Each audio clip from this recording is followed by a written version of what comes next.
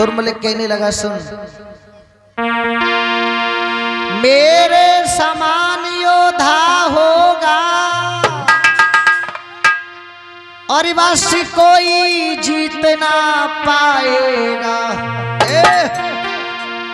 और पर ध्यान रहे इतना रानी, वो पर ध्यान रहे इतना रानी।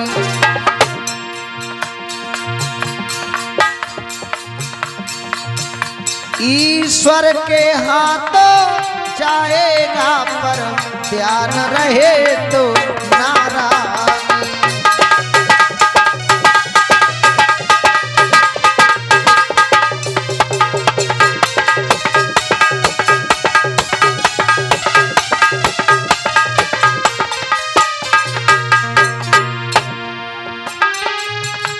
मेरे समान योद्धा होगा,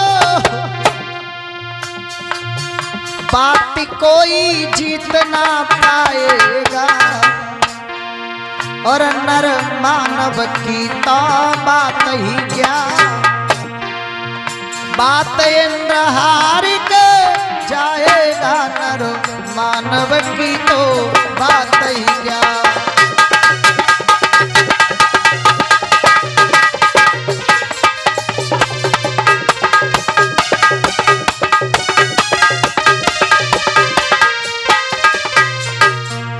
इतना बड़ा बलशाली होगा, मानव की तो कोई औकात नहीं है उससे जीत जाए।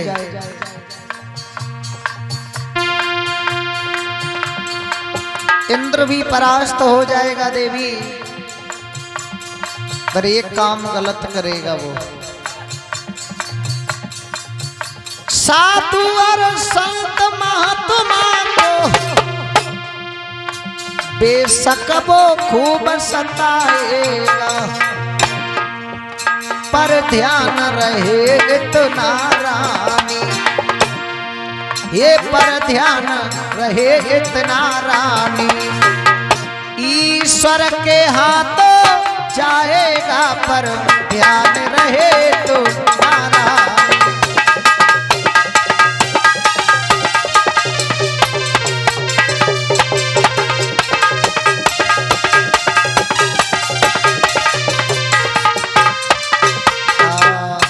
इतना बड़ा बलशाली होगा, उसके मानव की तो कोई औकात नहीं है, देवता लोग भी उससे परास्त हो जाएंगे, लेकिन अंत समय पर परमात्मा को अवतार लेकर आना होगा, तब तेरे पुत्र का उद्धार होगा। ये समझा कर दुर्मलिक नाम का राक्षस अंतर्ध्यान हो गया। पवन रेखा वापस लौट करके आई है, और जहां उसकी साथ की सहेलियां खड़ी हैं वहीं आकर के खड़ी हो गई। साथ की सहेलियां पूछने लगी, बहना हरी बहना तेरी इतनी जो हालत कैसी खराब हो गई? जो हाँ कछ मत पूछे तू। क्यों? ना बहना का भयो? एक बात बताऊं? बताओ। तेरे लिखूं अटैक वटैक आ जाऊ तू रहने न बता दे ना आएगो। बहना हाँ तेरे कानन के आंसू कानन में ही रह जाएंगे। का बात बता, तेरा चेहरा कैसे सूख गो? बताऊं? हाँ देख जब घरे जंगल में गई ना बाग में, हाँ तो तुम तो चली आई। अरे तुम्हें जाए भेजी आई, जाऊ चली आई, तुम जाए छोड़ के आई, तुम्हारे पीछे जो चली आई। अरे फिर तो बहुत तगड़ी आंधी आई, अच्छा बारिश आई, फिर में ना आई जाकी तरह एक बंदर आयो, जाकी तरह बिल्कुल जाई तरह सेम टू यू। हाँ बहना जाई की तरह हो बिल्कुल। फिर का भयो? बाने नाई हाँ एक मेरे नेपटो मारो, अरे तो 23 तेरे जो गाल पर छपे गए हैं, और वो मेरे सिगरे कपड़ा फारी गो। कोई बात नहीं, चलो आज पवन रेखा उस बात को दादा छुपा गई, साथ की सहेलियों से बहाना बना दिया और लौट करके अपने महलों में आ गई। विधि का विधान जो ईश्वर लिखता है वो कभी मिटता नहीं है। आज पवन रेखा अपने महलों में रह रही है और पवन रेखा के उदर में एक पुत्र का वासा हो चुका है। पर ये जानती है पवन रेखा की राक्षस का अंश है, राक्षसी होगा। धीरे धीरे समय व्यतीत हुआ। वो ही समय आया जब उस पुत्र का जन्म होने लगा तो आंधी तूफान आने लगे हैं। पैदा होते ही बालक के आंधी तूफान से आने लगे और बिजलियां चमक रही अंबर में।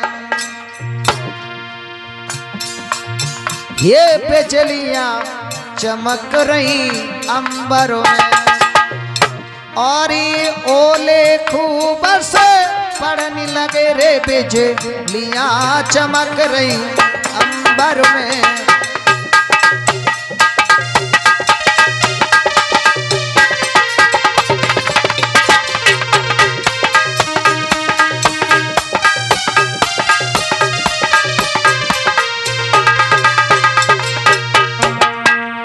जैसे ही उसका जन्म होने वाला है आंधी तूफान आ गए। हो पैदा होते ही बालक को आंधी तूफान से आने लगे, बिजलियां चमक रही अंबर में और ओले खूब से पड़ने लगे, बिजलियां चमक रही अंबर में।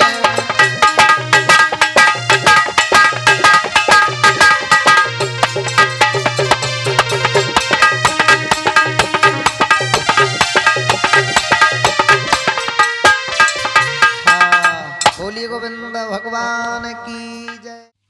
आज जैसे ही उसका जन्म हुआ आंधी तूफान आए हैं और पवन रेखा समझ गई कि ये राक्षस का अंश है तो राक्षस ही होगा।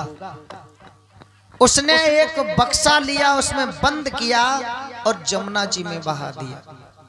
ये जो बटेश्वर के रहने वाले थे सूरसेन, इनके यहाँ भी एक पुत्र ने दादा जन्म लिया था और सूरसेन एक दिन यमुना के किनारे उसी दिन घूमने गए तो वो बक्सा सूरसेन के पास में पहुंच गया।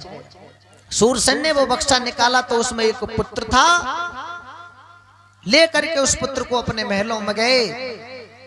ये बात उग्रसेन को पता चली कि मेरे मित्र के यहाँ दो पुत्र हैं। इन दोनों की मित्रता थी, उग्रसेन की और सूरसेन महाराज की। उग्रसेन सूरसेन के पास में गए, बोले भैया तेरे घर में तो दो संतान है, मेरे घर एक भी नहीं है, ऐसा कर तू एक संतान मुझे दे दे।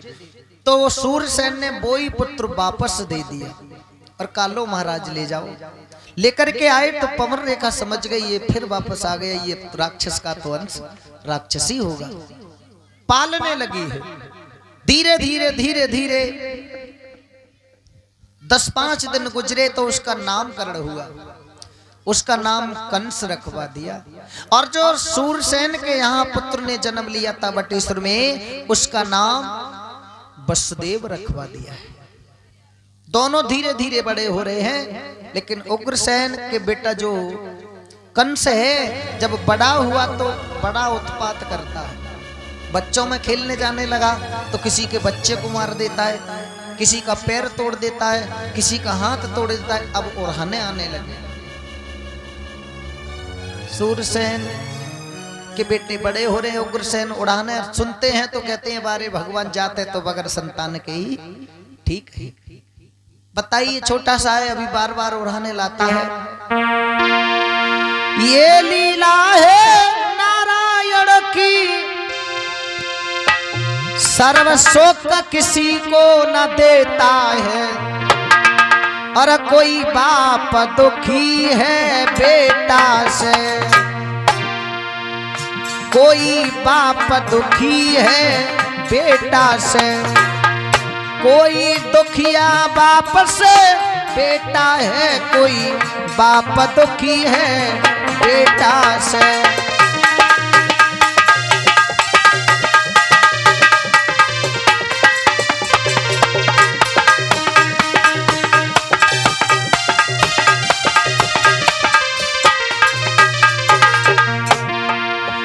ये लीला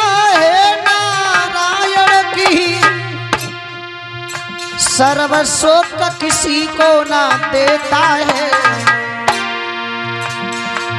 और कोई बाप दुखी है बेटा से, कोई दुखिया बाप से बेटा है, कोई बाप दुखी है बेटा से।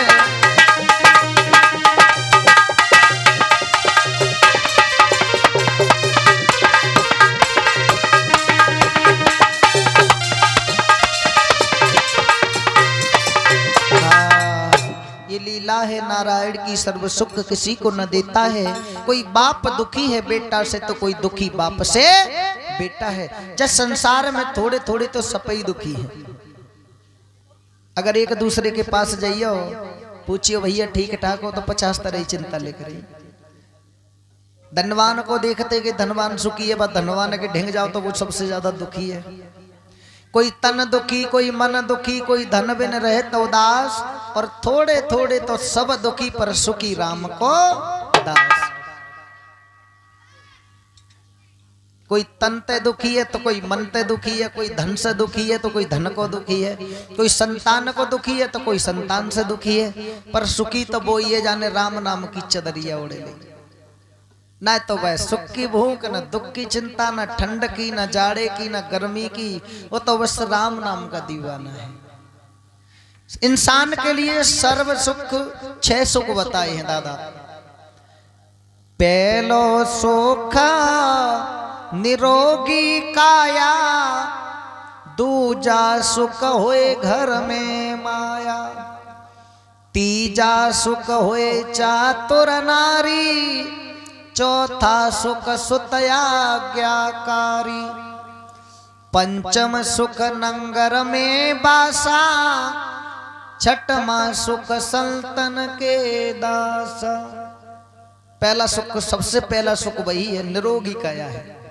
अगर तुम्हारे शरीर में रोग है तो चाहे करोड़ों की दौलत हो तुम्हारी वो किसी काम की नहीं है। दूसरा सुख निरोगी काया है तो दौलत है थोड़ी बहुत तो सही है, अब धन नहीं है बिल्कुल, मेहमान 4 आ गए तो उन्हें कहां से खिलाओगे, चिंता तो होगी। दूसरा सुख है घर में माया, तीसरा सुख है चातुर नारी।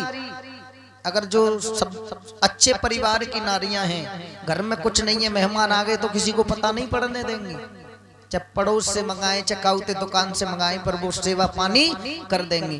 और भैया कोई वैसी निकले आई सौदा से गरी धरी हुई तो पीछे तवाई लगा में लाई पापा चीनी तो है ही ना, चाहे कहाँ ते बनाए दो।